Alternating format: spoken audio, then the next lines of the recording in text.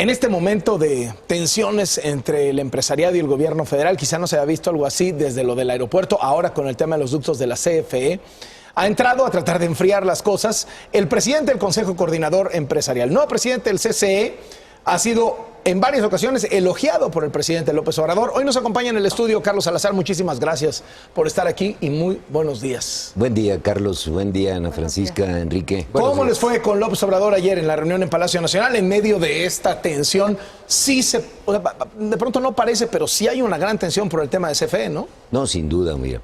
Hay una gran tensión y hay un gran impacto sobre nuestra economía, y esto es lo que creo que ayer discutimos y platicamos en términos cordiales con el presidente. El gasoducto marino, este que viene de Texas a Tuxpan, representaría para nuestro país aumentar 40% las importaciones de gas. Nosotros necesitamos un energético barato. Las alternativas son demasiado caras o demasiado contaminantes. El combustóleo o el gas licuado, que te puede llegar a costar hasta 6 o 7 veces más que usar un gas natural como energético. Es decir, si la CFE estuviera haciendo exactamente lo contrario de lo que está haciendo, no tendríamos apagones en el sureste. Yo creo que con esto, sin duda, vamos a evitar cualquier apagón, pero no solamente para la CFE, sino toda esta intención de desarrollar el sur-sureste. Sin gas es imposible. Es muy interesante ver cómo cuando hubo gas en el Bajío empezó a crecer. Y hoy es la zona del país que más nos crece a tasas parecidas a lo que sucede en los países asiáticos. Bueno, queremos crecer en el sureste, necesitamos gas. Es el energético básico para poder nosotros desarrollarnos. ¿Las decisiones que ha tomado Manuel Bartlett al frente de la CFE son un problema?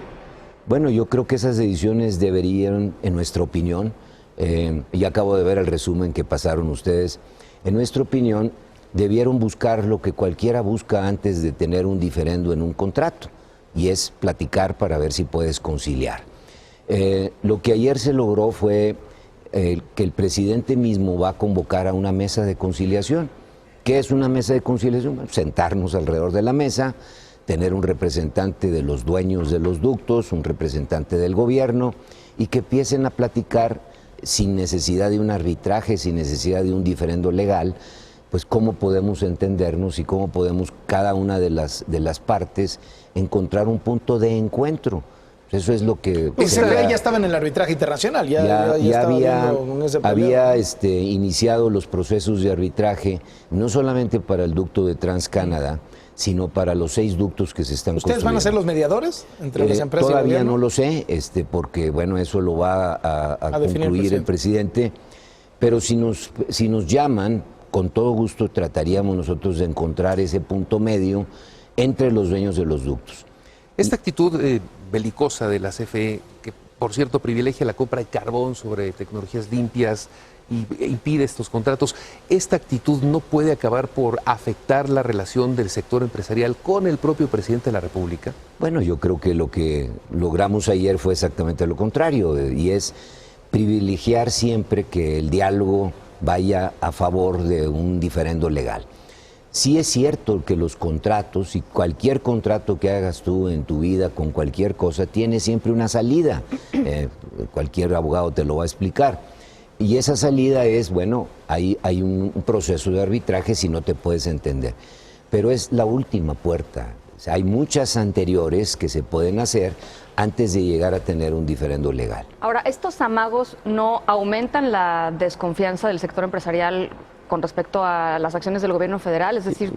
Nosotros salimos, Ana Francisca, desde el primer día a decir que evidentemente una posición de esa naturaleza no avalaba el acuerdo que habíamos hecho con el presidente, el siempre platicar las diferencias.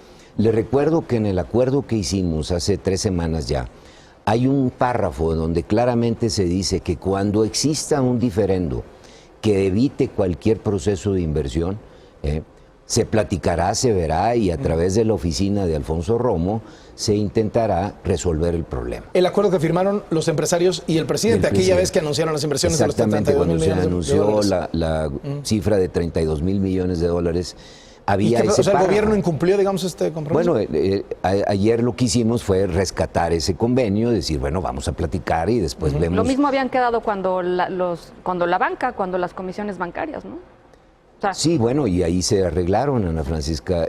Se tomó ya una decisión completamente diferente en el caso de las comisiones. Y bueno, ahora lo que se ha privilegiado en el caso de la banca es todo este sistema nuevo que habría que algún día que me invites a un programa a platicar de eso, porque es una cosa interesantísima e importantísima para México, todo esto del código digital. ¿Cómo están viendo el desempeño de la economía? Calificadoras, analistas privados, están bajando las estimaciones Sí, de mira. crecimiento y del otro lado el presidente dice que la economía va, ¿cómo? Requete bien, ¿no? Mira, la economía va cayendo, es decir, no hay duda que las cifras del crecimiento del PIB nos reflejan que a final del año vamos a andar alrededor del 1% de crecimiento. Pero lo que me interesa a mí siempre comentar en esto es que va cayendo claramente por la inversión.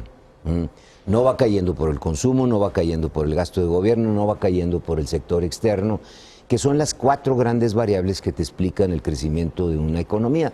Los economistas le llaman la demanda agregada. ¿no? Bueno, en el caso de la inversión, a la última medición que existe, que creo que es a marzo o abril, el número es 5.9 abajo en términos reales. Lo que tenemos que revertir es la inversión. ¿Por qué está así la inversión? Bueno, yo creo que se han juntado 2 grandes factores, Carlos. El primero es la desconfianza, la incertidumbre, y otro muy real, muy económico. Las tasas de interés en México son muy altas. Si la tasa primaria es del 8,5 y después hay que contar el spread bancario que tienes que pagar, se te van a tasas del 11,5%. Esto significa Estados que Unidos la tiene en 0.25. bueno, que cualquier proyecto, Carlos, imagínate, necesitas obtener una tasa de rendimiento arriba del 11,5% para que entre el proyecto. Pero eso apoya, por ejemplo, el tipo de cambio, hace que el peso sea fuerte y eso le gusta al presidente. Sin duda, una de las explicaciones por las cuales nuestro peso es fuerte es, nada más les voy a compartir la cifra. Al día de ayer que lo chequé, la cifra de CETES que financia el gasto público está en 120 mil millones de dólares. Entonces, ese es dinero líquido, ¿va? Y el riesgo que tenemos es que en un momento dado ese dinero se pueda mover a otro lado. Yo veo los indicadores macroeconómicos muy estables, un Banco de México trabajando muy bien, una Secretaría de Hacienda clarísima en lo que tiene que estar cuidando. Me parece que todo eso es muy, muy positivo para el país. Y yo no veo una crisis como mucha gente habla. Y le recuerdo que cuando México ha tenido crisis se ha dado siempre por 3 factores. Un déficit enorme en la cuenta corriente, Que no hay. Un déficit enorme en el gasto público, que no hay. El gasto está bastante controlado. Y una expectativa de donde hay ese movimiento de decir el peso se va a devaluar, el peso se va a devaluar. Y una especulación que hace que la gente corra con esto. Esto último es desconfianza. Eso último es desconfianza, Carlos. No hay preocupación de que por ahí se pueda... Bueno, lo importante es que las 2 primeras cosas que dije las mantengamos siempre bajo control. Y se están manteniendo bajo control. Ahora, el presidente López Obrador hace un planteamiento de cómo va la economía en su informe, presume empleos, presume crecimiento, etcétera, etcétera. ¿Cómo ven los empresarios el diagnóstico que hace el presidente López Obrador en este informe que realizó con motivo de su primer año electoral, de la victoria electoral? Tú siempre podrás ver la realidad de acuerdo a un espejo diferente, ¿va?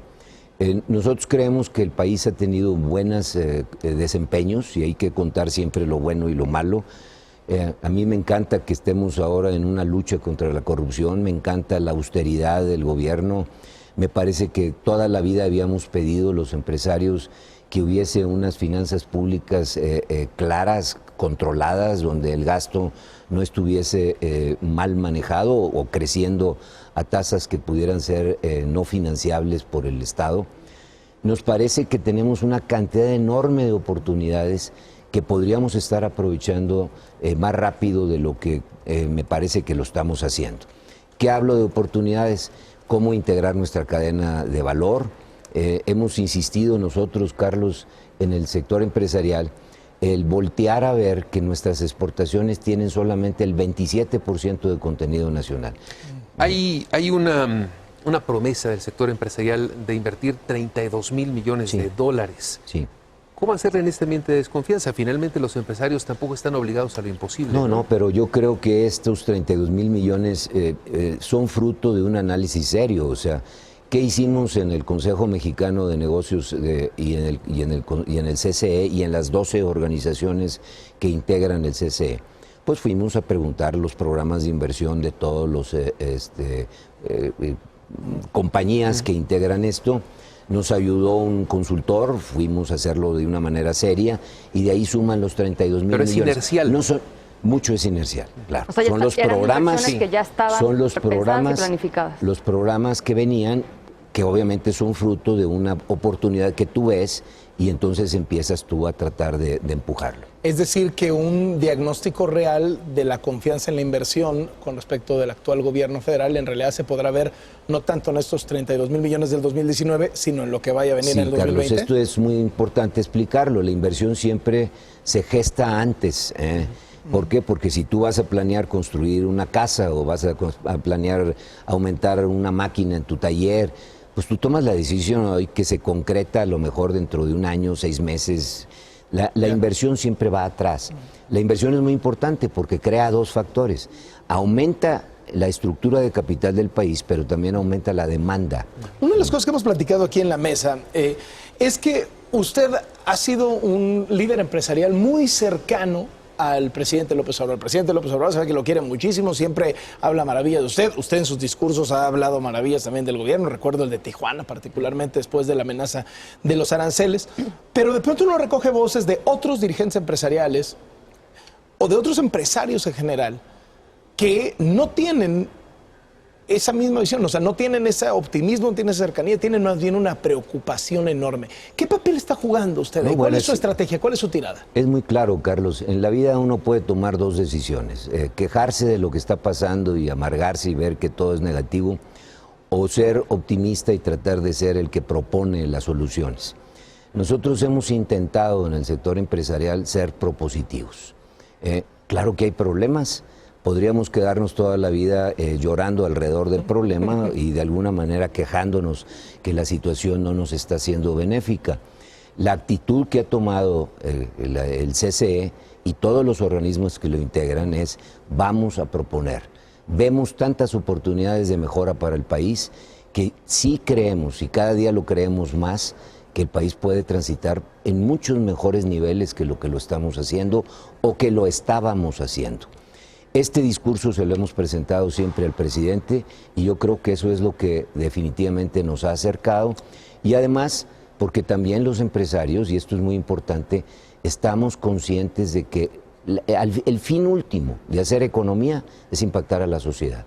Y entonces lo que queremos es que la sociedad se impacte positivamente. Es decir, se mantiene usted como puente para, de alguna manera, mantener interlocución, para que pues puede haber reuniones como la de ayer. Bueno, sí, yo creo que eso es muy bueno, porque al final siempre hay que tener esta comunicación, siempre hay que privilegiar el diálogo, siempre hay que estar hablando, aun cuando uno tenga diferencias.